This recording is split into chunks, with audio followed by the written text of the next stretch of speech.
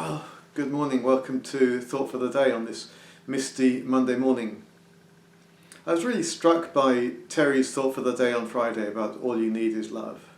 It is so true that we live in a world that's so hurting, so lacking in love. We need to act in a bit more love to each other. It's so easy to say the negative things, to express the negative thoughts. It's so easy to accuse other people of lying and stealing, and we need to see the best in people.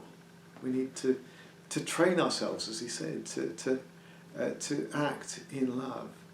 And as we do that, those feelings of love will grow. And it's interesting because I was reading last week a passage that talked about that need to love each other deeply. I was almost going to do a thought for the day saying much the same as Terry said on Friday. So I think God may be onto something with us here. But the passage I read talked about something being necessary in order to love. Terry's absolutely right. We don't have to have feelings of love in order to start acting in it. But love is costly. And there is one thing that we need before, almost in order to be able to love freely, to be able to love sincerely. And that is a secure heart. One very wise man once said that all love is effectively sacrificial, substitutionary. Whenever we love someone else, it costs us. And so in order to love, we need ourselves to have a secure heart. We need to know that we have been loved, that we are in a secure and loved place ourselves. Now,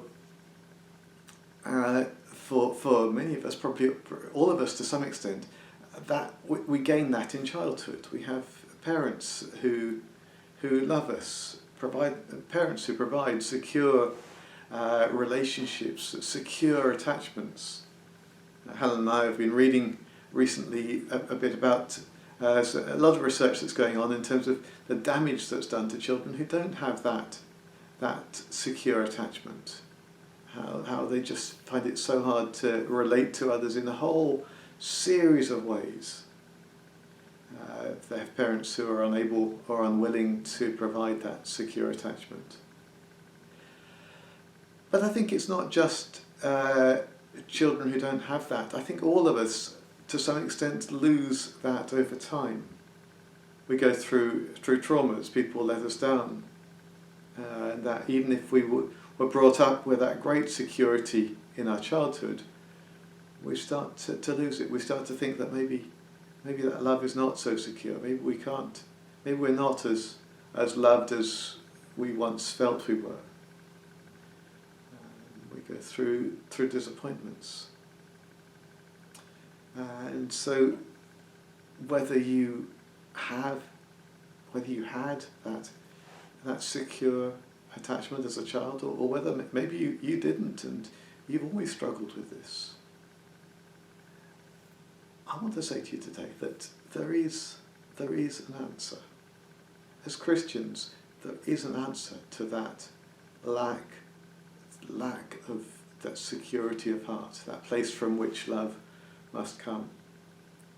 It was in that passage I read last week in 1 Peter.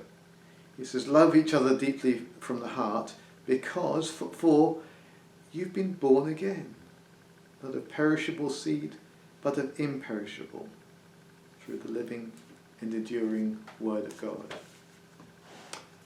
Even if you have that lack of attachment in your past or in your present, in Jesus there's a new start possible. You've been born again. You've been born of a parent who will never let you down, who will never leave you with attachment issues. That's the amazing truth of what it means to become a Christian, to be given a new start without all those issues of the past. And how? By the living and enduring Word of God. And I don't think that's so much at this point saying, by reading the Bible, I think Peter's just saying it's about hearing that message of love that's in Jesus. A song that I rather like says that we have a love that will last forever. I have a love that will last forever. I have a love that has given me life. And that truth that we have been loved is what can change us and enable us to love others. That truth that Christ loved us and still loves us enough to die for us. So if we're going to be those loving people that Terry was talking about on Friday, if we're going to be people who love even when we don't feel like it, we need to let God's love come into us and give us that new birth. Let God's love take root in you. Let God's love grow and spread to all the parts of your heart, especially to the parts that are hurt and weary. The parts of your heart that are damaged by having been let down. Parts of your heart that are damaged by having been betrayed, or parts of your heart that are damaged by just disappointment in yourself, where you just don't feel good enough. Let God's love come in and say, look, I love you. I love you exactly as you are. I don't necessarily want to leave you as you are, but I love you exactly as you are. And let that love pour in, take root and grow and give you a heart that is secure enough to love others. Secure enough to listen to them even when their problems might feel overwhelming to them and to you. Give you a heart that's secure enough to pour yourself out for others as Jesus poured himself out for you. As another of Jesus' friends, the Apostle John, wrote, we love because God first loved us. You see, Terry is absolutely right that all you need is love. And in order to love, all you need is love too. So may God bless you. May God pour his love into your hearts today. May he root you and establish you in a way that sets you free to love others. God bless. And I'll talk to you again later in the week.